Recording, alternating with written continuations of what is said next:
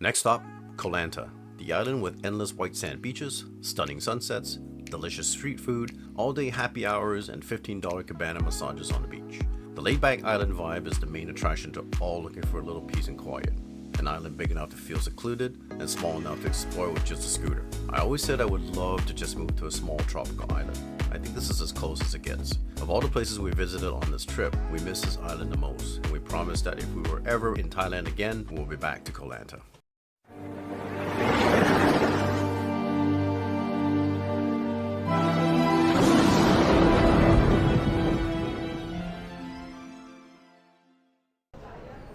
Hi, are we the right one? Did we do PP Cruiser or do we do the Lanta one? They sent us over here. So. Okay.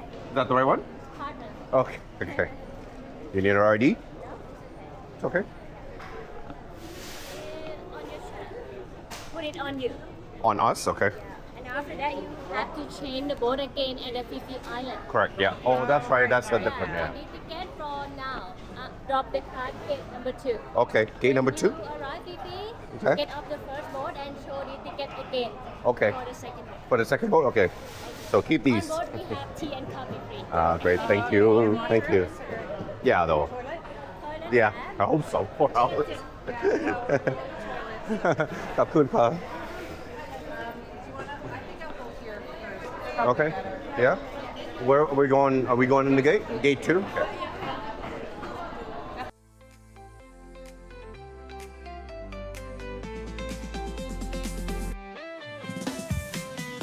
Woke up to the sunshine on my face. Throw my worries out, let them drift away. Got no plans, just a vibe. Feeling so alive. Yeah, today is ours. Let's make it shine. Turn the radio up, let the music play. No looking back, no more yesterday. Every second's gold, gotta take the ride. The world is ours tonight. This is our time, no holding back. We're dancing wild, no strings attached. Hearts on fire, let's touch the sky. Living like we'll never.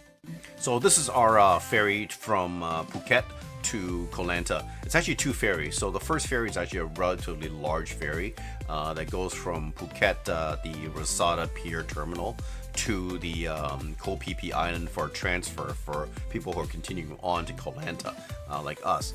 And as you can see, the terminal at Koh Phi transfer terminal is just mayhem. It's crazy. There's literally thousands of people around, and people were not following rules, butting in, jumping in front of people. We just hauled ass and got out of there and went to our transfer point to Koh Lanta. Once we got on the ferry in Koh Lanta, it was much smaller. The ride was about an hour and a half, and a lot less people. You couldn't get up and really walk around. It was just you had to sit in your seat. But once we got there, as you can see, the Saladan Pier, which is the main pier in Koh Lanta, it's much less busy, less people, very organized, very clean. They had restaurants everywhere. We got our luggage, and we actually, there was the lady on the ferry was asking if we wanted to do taxi service, and they were giving us a deal for taxi service to our resorts. So here we are getting onto our taxi service. They hauled about 8 people onto a taxi with all the luggage on top. That was funny. And off we went. It was about a 10-minute ride for us to our resort, and they dropped us off, and as you can see, we're heading into our resort and starting our 4 days at Koh Lanta.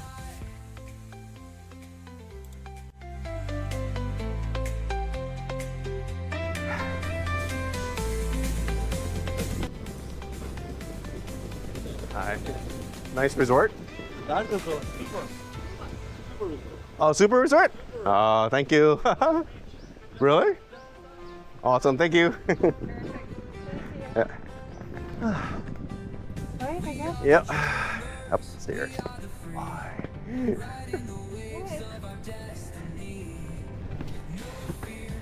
We're here.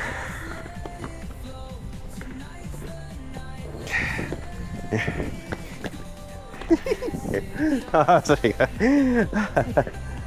Oh. Oh. Water. Water.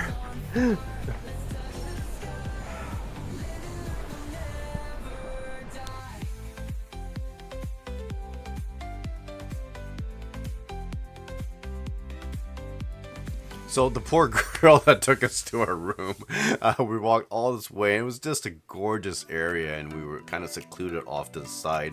And you can see our room there. It's like a separate hut. It was a big room, big bed, big bathroom. We got in, and the funny thing was that when we were getting unpacked, we heard this loud thumping music just not too far from us, and we're like, sure, we later found out that there was actually a bar not too far behind us. Is kind of a stream, and across the stream is the main road, and the main road had a bar there, and that bar was cranking the music so loud that it was just literally thumping our room. And we're like, I hope this doesn't go on late. And so we went to the reception and we asked them that, you know, can we switch rooms just because of the music? And they said, yeah, no problem. Then they switched. They actually upgraded us onto the other opposite side of the resort.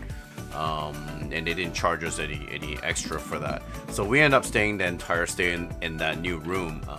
After traveling in the morning, Meredith got a little hungry, so we decided to try the masaman curry chicken at the resort, and it was actually really, really good. I think this is a family-owned restaurant, and the people there, the staff there, especially two girls that we've gotten very acquainted with. They're quite young, and you saw them kind of kicking around and sign us up and take us to a room. They were there every day, and they were so amazing. They were always smiling. They went out of their way to help you. That's the nice thing about Thailand, is the Thai people are so friendly, and they will go out of their way to make things better for you. You see them there, I'm waving at them. Just amazing. Two kids. I think they're the kids of the owners. It's on the Pra'a Beach region, which is the northwest side of the island itself. We got this for a couple reasons. One is closer to the pier, so we didn't have a long travel from the pier to the resort. It's only about a 10-minute ride. And it's also close to our dive shop, which we actually signed up to start diving on this island. The resort is really quite amazing. It's big. It's got a pool, restaurant. It's even got a beach bar, and you can just keep going on the beach. And on the beaches, there are several resorts and hotels, massage places, that kind of stuff. Koh Lanta is full of beaches, so you'll see later on the main thing that I want to do on this island. It was just an amazing experience. The resort's actually really nice. Just so you know, since COVID, Thailand has been hit very hard with tourism. Some people have told us that a lot of the island resorts, people have been letting it kind of deteriorate because they lost so much money during the pandemic that they don't have the money to restore and fix things and that kind of stuff. And we've kind of noticed this through our entire trip, going from Thailand to Malaysia. It's the same as Malaysia as well. The rooms are really nice. They're clean. They're well taken care of. It does need a little bit of upgrading in the bathroom area. That's pretty much it. But as you can see, the room that we actually went into that we later changed, it's huge, and you get your little hut. Nice big doors, air conditioning, and it's only literally a 30-second, 45-second walk to the actual beach from our room. I have no complaints other than the updating part. The people are great. The area is amazing. Location is amazing. The price is definitely right. Just to give you an idea how much we paid for this place, that room that you saw was $29 a night, and that's Canadian. That's incredibly cheap, and we go through booking apps like Agoda and booking.com, and I'll drop the links down for the hotel and the booking apps that you should be using for resorts and hotel, and also your transportation. The reason why you use the app on the phone is because when you use the app, it actually gives you a better discount than using it on a computer. We found this out later on, so we actually end up canceling some of our bookings and rebooking on the app because we got that extra discount, because they really want you to use the app. Anyways, I'll drop those links down. Definitely look into those if you're going to Thailand or even going to Malaysia. And the more expensive rooms were $35 to $45 a night, which is, by standards here, that's dirt cheap. In our city, for $45, you can't get anything for $45. Not even a crappy hotel or motel for that price.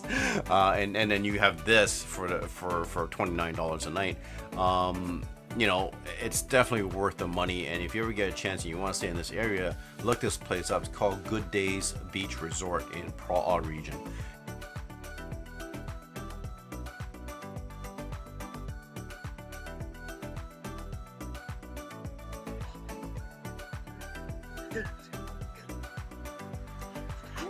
A little bit of that out and brakes.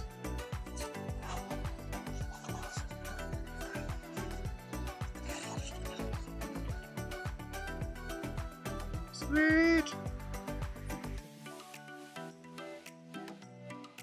Yes.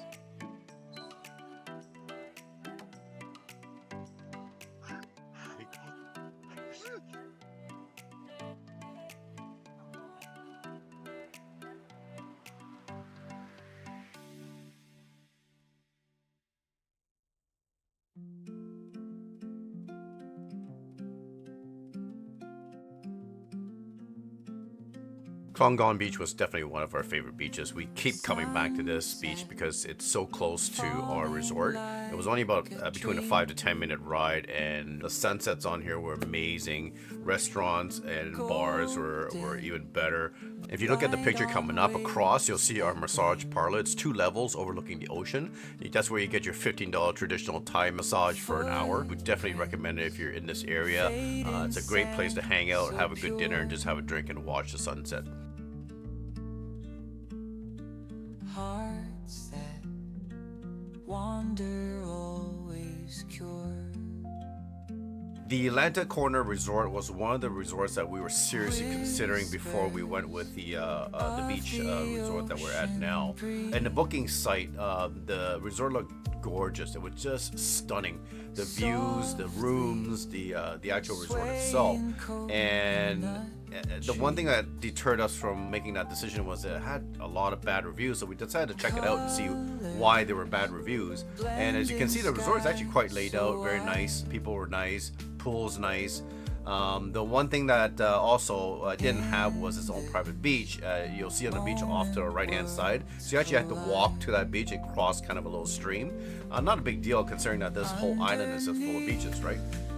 But if you look beyond there, those are each individual huts or cabins, and they all look onto the sea view, and it's just beautiful. Looking closely to the resort, we noticed that it wasn't really updated or taken care of. It just really needed a fresh coat of paint. The other bad sign that there was nobody there. We didn't see any guests there, and that's usually not a good thing.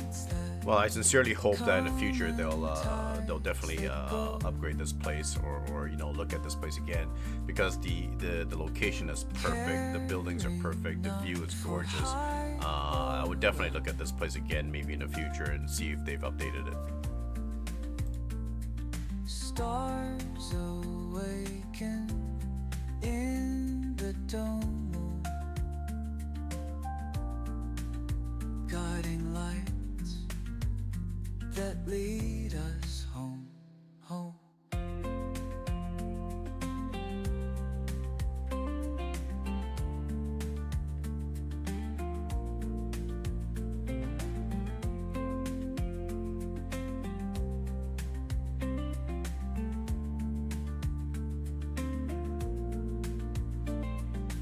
Echoes of the laughter past.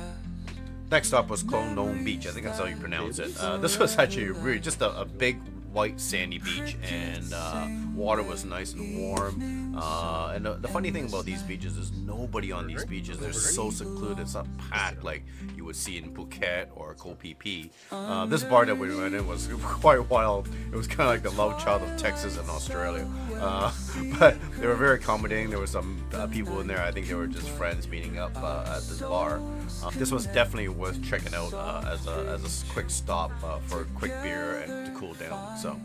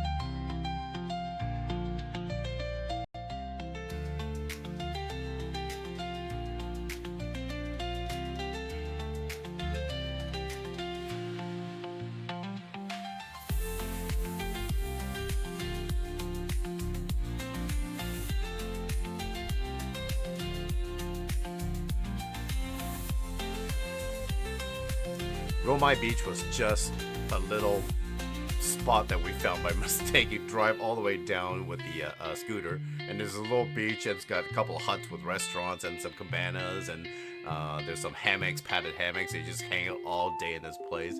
It's just a gem, these little spots, and you'll see a cluster of these all down the beach in Koh Lanta, and this is what we love about doing this. But yeah, it was definitely a good find, and we're gonna keep seeing if we can find any more of these.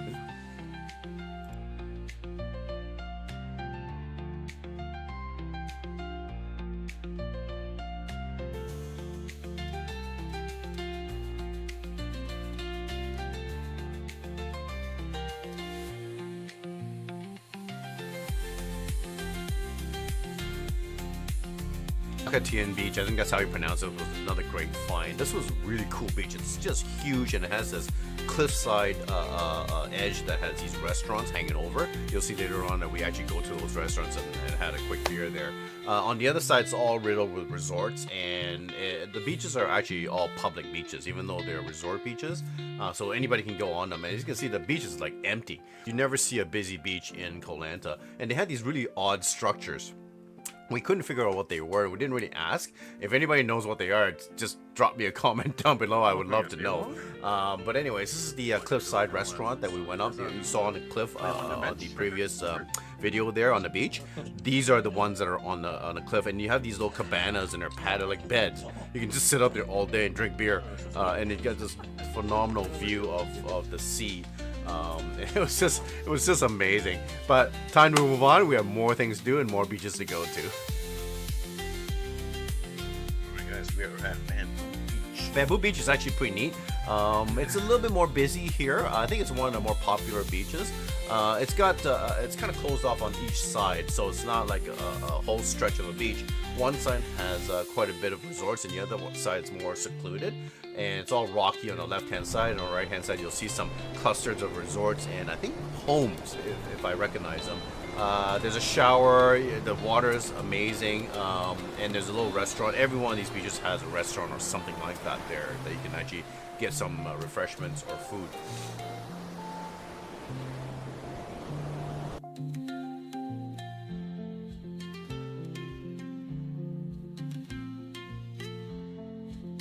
Okay, last but not least, the Lighthouse Koh Lanta at Koh Lanta National Park. There's the mouthful.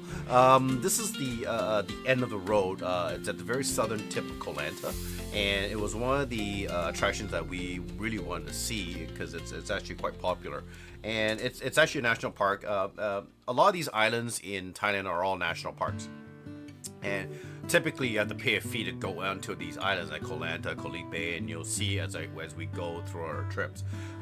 This was a nice long walk, hike up to the lighthouse, and it was so hot this day that we were dying at the end. And as you can see, Meredith is wearing pants and I'm wearing shorts and a tank top. It's another public beach that you can actually go on. And off to the right, you go onto these rocky areas and you'll see the water there. And then as you go up to the left-hand side, there's kind of a climbing hill, and that's where the lighthouse is at the very top. And here we go going up the to the lighthouse. It's a bit of a climb, so.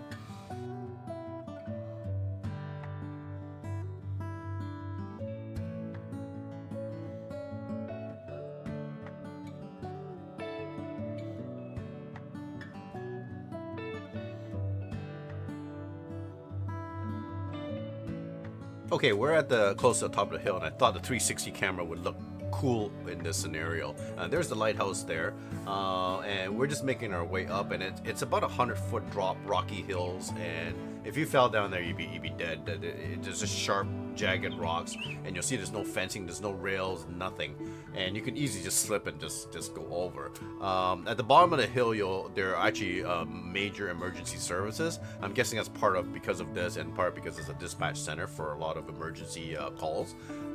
This woman was giving me the heebie-jeebies. She was busy taking selfies while her two little kids were running around up top.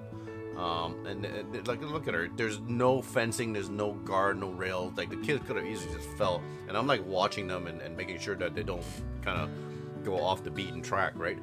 These two couples was actually kind of cool. They asked us, I think they were from Russia. that asked us to take some photos of them, and then they would do the same for us. So it was kind of cool. The walk down was a little bit harder because it had gotten so hot that day that we were just hoping to get back on a bike and get on the road and have that wind in our face again. So this was the end of our Koh Lanta island tour. Our plan was to go to Old Lanta Town and do Old Lanta Town tonight. And you saw there's actually monkeys there at the park by the Lighthouse.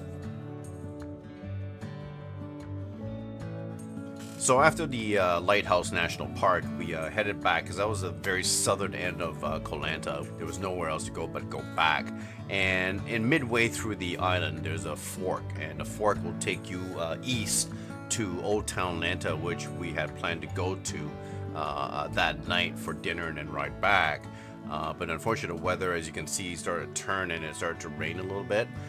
By the fork, we decided to stop at a place called Rasta Baby, which was the funniest thing ever because it's a Jamaican theme bar pub, and as you can see, it's got all the posters and all Jamaican trinkets. It's even got a couple Canadian flags in the bar, which is really odd.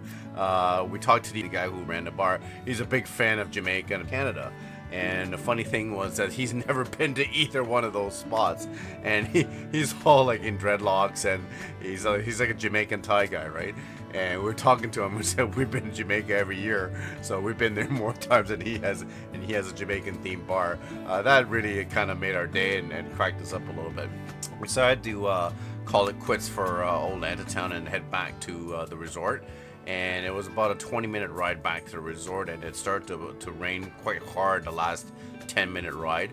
And if you know, on a scooter, it's a little rough, and all that rain is just hitting your face. We have an open face helmet, so it was a little hard. We decided to get back home and back to the resort and just wait the rain out. So unfortunately, the rain continued on all through the night and partially into the morning. We were getting a little concerned getting up, and it was still raining, and we're like, ugh, it's getting kind of late. And we had the whole day planned to go to Old Lanta Town, which we had supposed to go yesterday, and had to postpone because of the rain.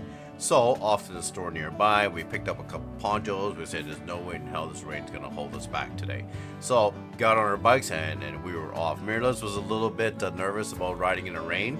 But we got through it and we didn't have any issues. A little history about me and motorbikes. I've always loved motorbikes, and when I was younger, after high school, a friend of mine who was in motocross racing, he actually taught me how to ride motocross, and I've been in love with motorbikes ever since then. I've been wanting to get my license, but there's always been something and obstacles in the way for me to get a license, whether I couldn't have money, didn't have the time, didn't have a bike, and so on and so forth. When I got married, Mary Liz was really against me getting a motorbike license, just because she sees how I drive. Nice, right? But I think I'm going to actually, after this trip, I think I'm going to actually go forward and get my motorbike license. So for the next trip coming up, I don't have to worry about licensing and renting a motorbike illegally, let's say. And in Thailand, you can actually rent a motorbike even without a license. I would not ride in busy areas if you don't have a license. The police don't really care. They don't enforce it very well. In the big cities, maybe like Bangkok or Chiang Mai and Phuket, but I wouldn't ride in those areas if I didn't have a license, just because it's just too dangerous, and helmets are not enforced. So we see people riding on bikes without helmets. Even tourists ride without helmets. I don't see why I ride a bicycle with a helmet. I can't see riding a motorbike without a helmet. So anyways, long story short, if you don't have a legitimate motorcycle license in your country, you can actually rent a motorbike or a scooter in Thailand and Malaysia. They don't really care. They just want to make money, and they don't really care if you have a legitimate license or not. I've ridden bikes before. The problem with this is that if you get in an accident, you won't be covered by an insurance because you don't have a legitimate motorbike license. And there's been cases where tourists have fallen and gotten hurt and had to pay enormous amounts of money for medical bills and hospitals and stuff like that. So if you don't have a legitimate motorcycle license and you get into an accident or you hit somebody or hit a car, you will not be covered by insurance. Just remember that. If you have a legitimate license in your country, you still have to get a international driver's license permit, which is about 20 bucks, 30 bucks to get. It's not expensive, and that allows you to ride a motorcycle or car in another country, which I did when we went to Langkawi. I actually rented a car and I had the international driver's license. It's well worth getting, and it's the only way they'll let you rent a car in those countries, because they will ask for this international driver's license. Most countries like Thailand, Malaysia don't care about the scooter category, just because it's a scooter, right? So anyways, that's it. We're gonna continue on. I know I'm getting a little bit long on this segment. It's hitting 30 minutes already, and I still have so much more to cover. So I think Koh Lanta is going to be a two-part video, and I'm going to finish off with Old Town here and the night market, and then the next video will be the rest of the 3 days in Koh Lanta. Now, we were supposed to only stay 4 days in Koh Lanta. We had a 2-day buffer where we were deciding if we want to stay on another island or try a different island. But we love Koh Lanta so much that we decided to take that 2-day buffer and use it in Koh Lanta. So we stayed a total of 6 days in Koh Lanta, which is probably the longest place we stayed in next to KL. Born to be wild. Oh, forget that. Put my music on. Son of a bitch. Oh, that's a long walk.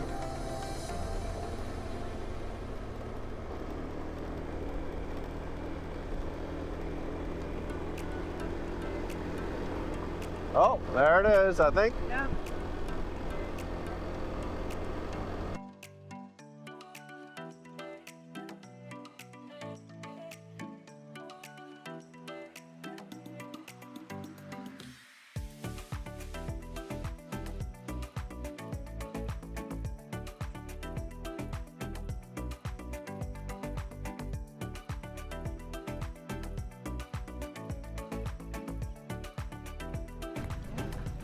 Look at this smoothies. I have to nice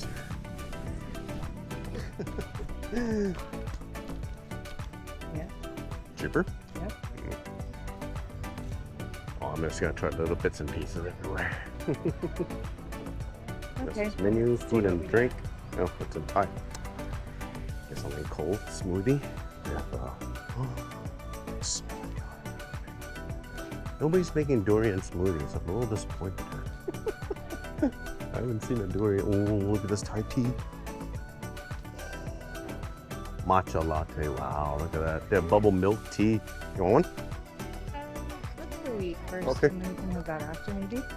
Sure. Oh, that's a cute one. Yeah, 200 baht. Not much Yeah, cheaper. we're talking down.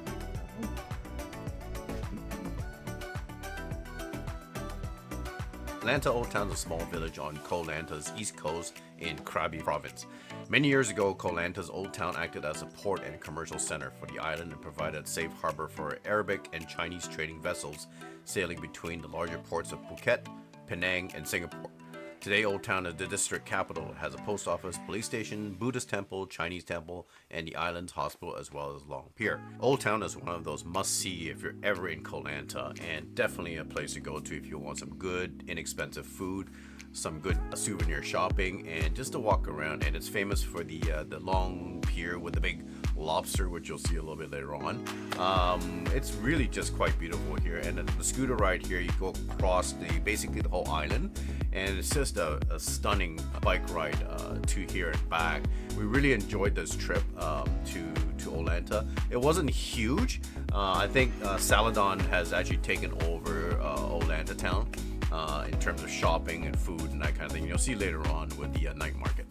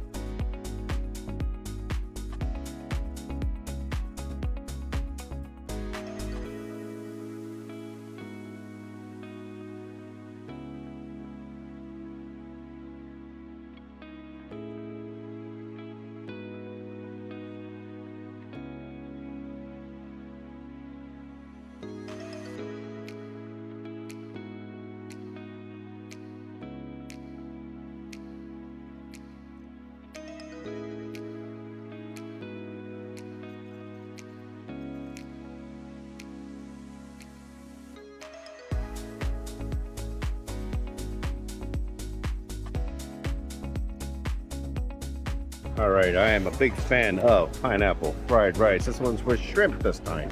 Check this out.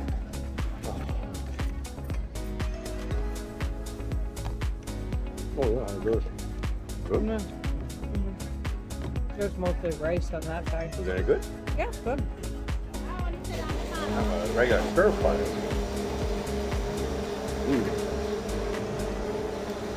Hey, check this out. It is Cocktails and Dreams, and I am doing the hippie shakes. I kept calling this guy the Thai Tom Cruise, and I'm pretty sure he was gonna shake me and throw me in a ditch. This guy was phenomenal. He was one of the best bartenders I've ever seen. His drinks were unbelievably good, and it's stuff that you would find in high-end bars, and it was dirt cheap. The cocktails, and they were huge. Anyways. Saladan Night Market was our go-to place for dinner. We absolutely loved the food here, and it was so cheap. It was a nice, quaint little spot that you can get a good variety of different cuisine and different dishes. I don't know if you guys heard of this. We actually found the famous Pad Thai on Fire guy. So this guy was actually featured in a couple of YouTube videos, and he's kind of all around Koh Lanta. You find him sometimes on the street, and you find him sometimes in different areas of the towns and stuff like that. But he happened to be in Saladan tonight when we came, and we just had to try him out. And he makes one of the best pad thais in Koh Lanta, and it's just a young guy who just cooks out of a little tent, and it's really cheap. I think that particular plate of pad thai was only like $253, and he actually writes down all the orders, and it's probably a minimum 10-15 minute wait, and he's got a line of people, and he just cooks so fast, cleans it out,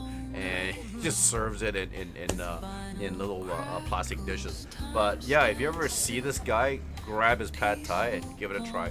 I'm gonna end this chapter 1 of Koh Lanta. There's so much content. The amount of editing that I have to do, and I have to go find and map everything out and get GPS coordinates. I'm gonna hopefully get the second part of this to end Koh Lanta next week out to you guys. Have a great one. Have a great weekend. Ciao.